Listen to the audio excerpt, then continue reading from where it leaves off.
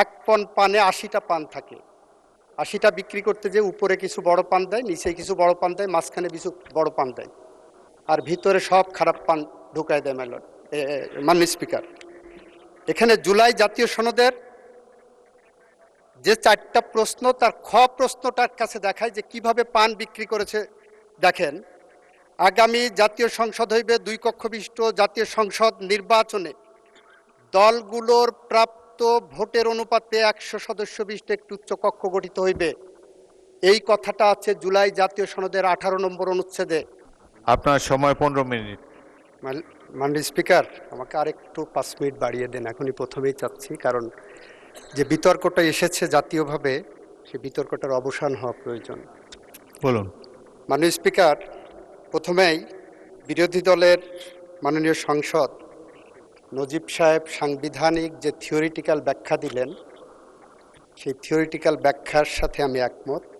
আমার দ্বিমতের জায়গা হলো উনি কোন জায়গা কোন ব্যাখ্যাটা ফিট করবে সেটা এক্সপ্লেন করতে পারেনি মাননীয় স্পিকার। সে জায়গাটায় আমি আপনাদেরকে বলতে চাই। মাননীয় স্পিকার, প্রশ্ন আমাদের সামনে উত্থাপন করা হয়েছে এই বিশেষ মিটিংয়ে, সভায়, জুলাই জাতীয় সনদ 2025-এর বাস্তবায়ন পদ্ধতি কি হবে। আমি সঙ্গত কারণেই বলছি, এই বিষয়ে কথা বলতে দাঁড়িয়ে, যে জুলাই জাতীয় সনদ 2025-এর বাস্তবায়ন কিভাবে পদ্ধতিতে হবে সেটা জুলাই জাতীয় সনদেই ব্যাখ্যা করা আছে মাননীয় স্পিকার। জুলাই জাতীয় সনদ স্বকীয়তায় ভরপুর। জুলাই জাতীয় সনদ স্বব্যাখ্যায়িত। জুলাই জাতীয় সনদ পরিপূর্ণভাবে স্বচ্ছভাবে রাজপথে দেওয়া রক্তের ঋণ হিসাবে যেভাবে স্বচ্ছভাবে প্রতিফলিত হওয়া দরকার সেভাবে প্রতিফলিত হয়েছে। সুতরাং জুলাই জাতীয় সনদ বাস্তবায়নের পদ্ধতিটাই হলো জুলাই জাতীয় সনদ ইটসেলফ। এখানে অন্য কোনো পদ্ধতির প্রয়োজন নাই। কেন নাই মাননীয় স্পিকার? ওনারা গণভোটের কথা বলছেন। গণভোটের অধ্যাদেশ যেটা কথা বলেছেন, অধ্যাদেশে 3 ধারাকে রেফার করে গণভোট অধ্যাদেশের একটা শিডিউল দেওয়া হয়েছে মাননীয় স্পিকার। সেই শিডিউলের দিকে যদি তাকান, 30টা সাবজেক্টকে, জুলাই সনদের 30টা সাবজেক্টকে বলা হয়েছে ঐক্যমতের ভিত্তিতে হয়েছে। তার মধ্যে সেই শিডিউলের দেখেন মাননীয় স্পিকার, একটা জায়গা বলা হচ্ছে 17, তারপরে 20 অনুচ্ছেদ, জুলাই জাতীয় সনদের 17 এবং 20 অনুচ্ছেদের কথা বলা হচ্ছে। 17 এবং 20-এর মাঝখানে আমি আমার বক্তব্য তুলে ধরব। 17তে আছে আইনসভা গঠন। সংবিধানে এরূপ যুক্ত করা হবে যে বাংলাদেশে একটি দ্বিকক্ষ বিশিষ্ট আইনসভা থাকবে, যা নিম্নকক্ষ এবং উচ্চকক্ষ সমন্বয়ে গঠিত হবে। আমরা তো বলছি যে হ্যাঁ হবে। তারপরে দেখেন 20 অনুচ্ছেদ, উচ্চকক্ষের সদস্যদের যোগ্যতা অযোগ্যতা, সেটাও আমরা বলছি ঠিক আছে। এখানে মাইলর্ড, আমাদের এলাকায় পান বিক্রির একটা গল্প বলি। মাননীয় স্পিকার, পান বিক্রির একটা গল্প বলি। যারা পানের বরজ করে পান বিক্রি করতে গেলে, এক পণ পানে ৮০টা পান থাকে। ৮০টা বিক্রি করতে যে উপরে কিছু বড় পান দেয়, নিচে কিছু বড় পান দেয়, মাঝখানে কিছু বড় পান দেয়, আর ভিতরে সব খারাপ পান ঢুকায় দেয় মাননীয় স্পিকার। এখানে জুলাই জাতীয় সনদের যে 4টা প্রশ্ন, তার খ প্রশ্নটার কাছে দেখায় যে কিভাবে পান বিক্রি করেছে। দেখেন, আগামী জাতীয় সংসদ হইবে 2 কক্ষ বিশিষ্ট জাতীয় সংসদ নির্বাচনে দলগুলোর প্রাপ্ত ভোটের অনুপাতে 100 সদস্য বিশিষ্ট একটি উচ্চ কক্ষ গঠিত হইবে। এই কথাটা আছে জুলাই জাতীয় সনদের 18 নম্বর অনুচ্ছেদে। উনি যে গণভোট অধ্যাদেশের ওনারা বলছেন, গণভোট অধ্যাদেশের শিডিউলে জাতীয় ঐক্যমতের ভিত্তিতে যে শিডিউলগুলো হয়েছে, সেই শিডিউলের মধ্যে মাননীয় স্পিকার 18 নম্বর অনুচ্ছেদ নাই। যদি বিশ্বাস না করেন ওনারা গণভোট অধ্যাদেশটা পড়ে দেখো। গণভোট অধ্যাদেশের যতগুলো শিডিউলে 30টা বিষয় দেওয়া আছে তফসিলে, সেই তফসিলের মধ্যে আমি গণভোটের যে প্রশ্নগুলো, খ নম্বর প্রশ্নের যেটা পড়ে শোনালাম, যে জনগণের ভোটের প্রপোর্শনালিটি অনুসারে, পিআর অনুসারে এইটা হবে, আপনি একমত কিনা? এই শিডিউলের মধ্যে কোথাও ওই ক্লজটা নাই মাননীয় স্পিকার। এটা হলো ফ্রড অন দি কনস্টিটিউশন। ওই দিন আমার বন্ধু মাহমুদুল ইসলাম সাহেবের কনস্টিটিউশনাল লয়ের বই রেফার করেছিলেন। ধন্যবাদ মাননীয় সংসদ সদস্য, আপনার মাধ্যমে সংসদ সদস্যকে ধন্যবাদ জানাতে চাই। আমাদের দেশে যারা কনস্টিটিউশনাল ল প্র্যাকটিস করেন তাদের কাছে এই বইটা বাইবেলিক, রূপক অর্থে বলি বাইবেলিক বা কোরআনিক। আমরা যারা কনস্টিটিউশনাল বই পড়ি, প্র্যাকটিস করি, এই বইয়ের ইন্টারপ্রিটেশনটা আমাদের কাছে সবার আগে গ্রহণযোগ্য। আমার মাননীয় সংসদ সদস্যকে আপনার মাধ্যমে বলতে চাই, এই বইয়ের 4.27 ক্লজটা 490 পৃষ্ঠায় আছে, একটু পড়ে দেখবেন, যেখানে বলা আছে কালারেবল লেজিসলেশনের কথা। কালারেবল লেজিসলেশনটা কি? যে লেজিসলেশন এমনভাবে করা হয় আইনে ক্ষমতা দেওয়া নাই, আপাত দৃষ্টিতে আইনে ক্ষমতা আছে এরকম দেখা যায়, অথচ আইনে কোনো ক্ষমতা নাই, সেটা একটা কালারেবল লেজিসলেশন। এবং এই ধরনের লেজিসলেশনকে বলা হচ্ছে ভয়েড আব ইনিশিও। এটা এই বইয়ের ওই দিন উনি রিলাই করেছেন, এই কারণে আমি এই বইটা নিয়ে এসেছি। 4.27 ক্লজ 490 পৃষ্ঠায় দেওয়া আছে মাননীয় স্পিকার। মাননীয় স্পিকার, আমার বন্ধুরা ঠিকই বলেছেন, জুলাই সনদ, জুলাই বিপ্লব জনগণের ইচ্ছার প্রতিফলন, জুলাই গণ অভ্যুত্থান জনগণের ইচ্ছার প্রতিফলন। আমিও বলছি জনগণের ইচ্ছার প্রতিফলন। এই যে বইটা দেখছেন, এটা জনগণের ইচ্ছার প্রতিফলন। এই বইয়ে 6টা প্যারাগ্রাফ আছে, এই বইয়ে 84টা আর্টিকেল আছে, অনুচ্ছেদ আছে, এই বইয়ে 7টি অঙ্গীকারনামা আছে। এই বই জনগণের ইচ্ছার প্রতিফলন। জনগণের ইচ্ছার প্রতিফলন হিসাবে যদি এই বইটা ধরি, এই বইয়ের মধ্যে বলা আছে মাননীয় স্পিকার, প্রত্যেকটা পরতে পরতে, প্রত্যেকটা এই বইয়ের শিরায় উপশিরায় এই সংবিধানকে গ্রহণ করেছেন জনগণের ইচ্ছার প্রতিফলন হিসাবে। যে কারণে এই বইয়ের প্রথম দফা থেকেই যদি আমি পড়ি, আর্টিকেল, প্রজাতন্ত্রের রাষ্ট্রভাষা হবে বাংলা, সংবিধানে বাংলাদেশের নাগরিকদের হিসাবে ব্যবহৃত অন্যান্য সকল ভাষাকে দেশের প্রচলিত ভাষা হিসেবে স্বীকৃতি প্রদান করা হবে। সংবিধানকে সামনে রেখে এই বইটা রচিত হয়েছে। এখানে বলা হচ্ছে 2 নম্বর অনুচ্ছেদে, বিদ্যমান সংবিধানের অনুচ্ছেদ 6(2)তে বর্ণিত বাংলাদেশের জনগণের জাতি হিসাবে বাঙালি এবং নাগরিকগণ বাংলাদেশি বলে পরিচিত হবেন। এখানে সংবিধানের কথা বলা হচ্ছে।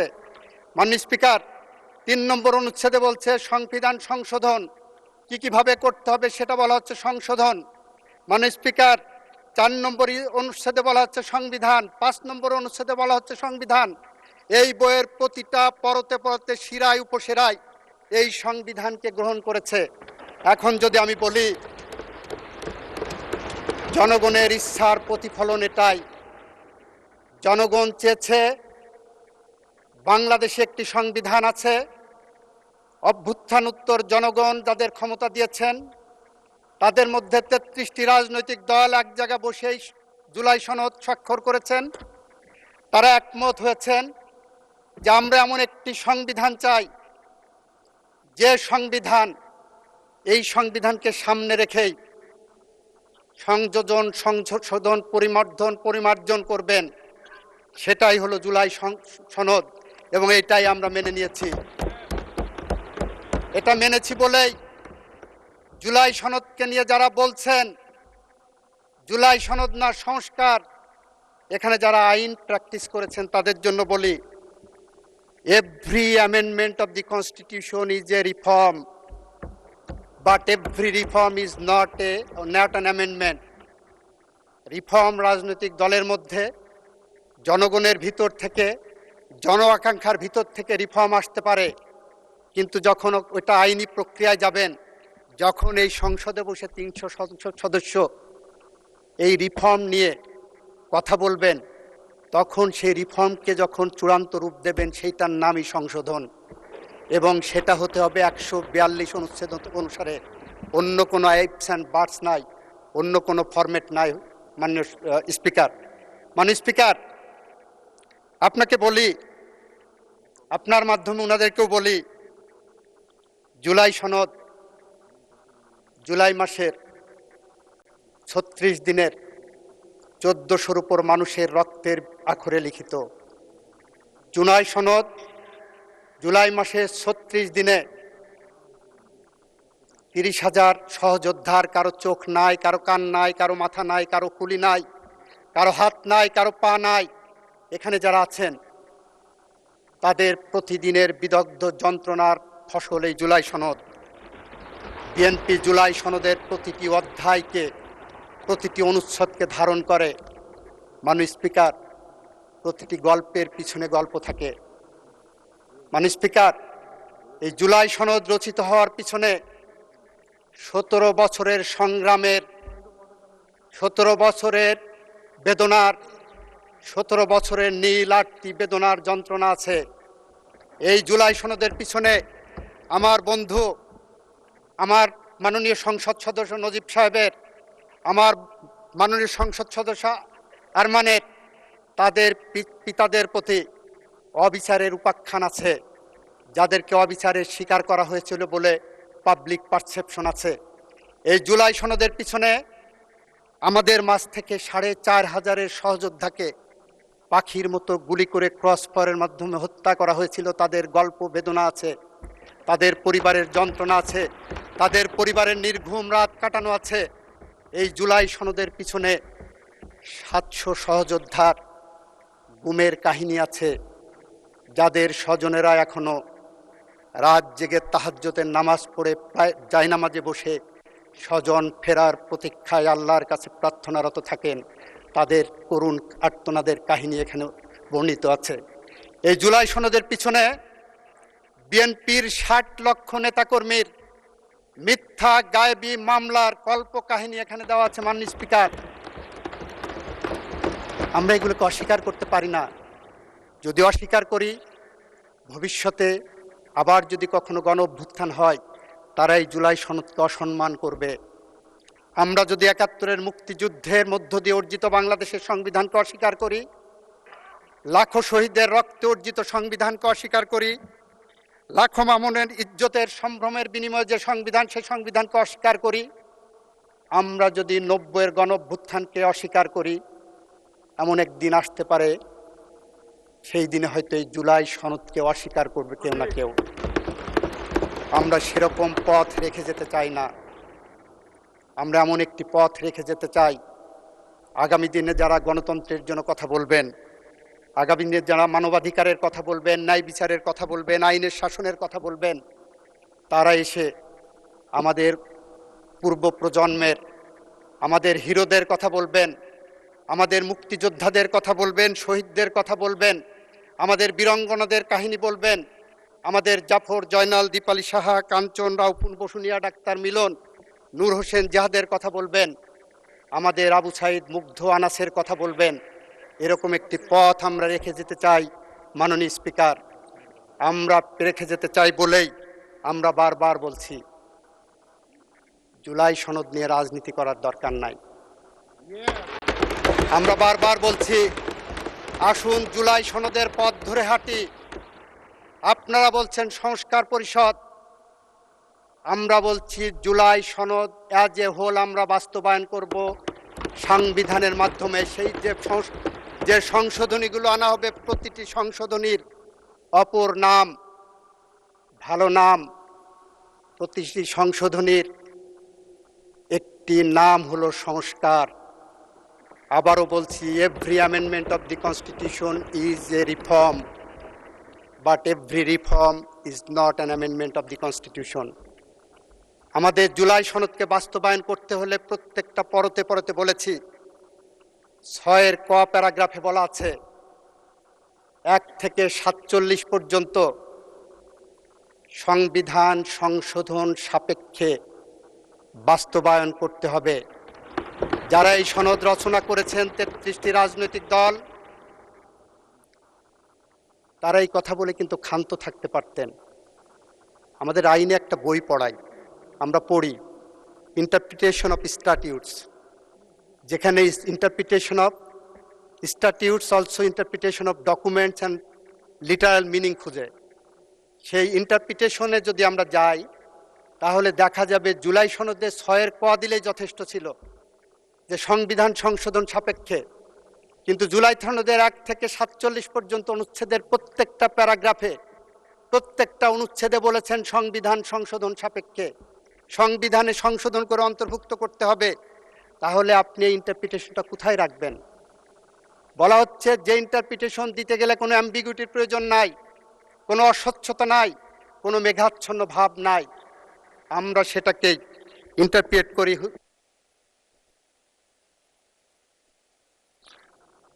আপনি 3 মিনিটে শেষ করেন। মাননীয় স্পিকার,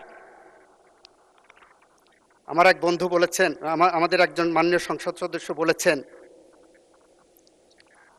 এটা আইন প্রণয়ন সংক্রান্ত কি না।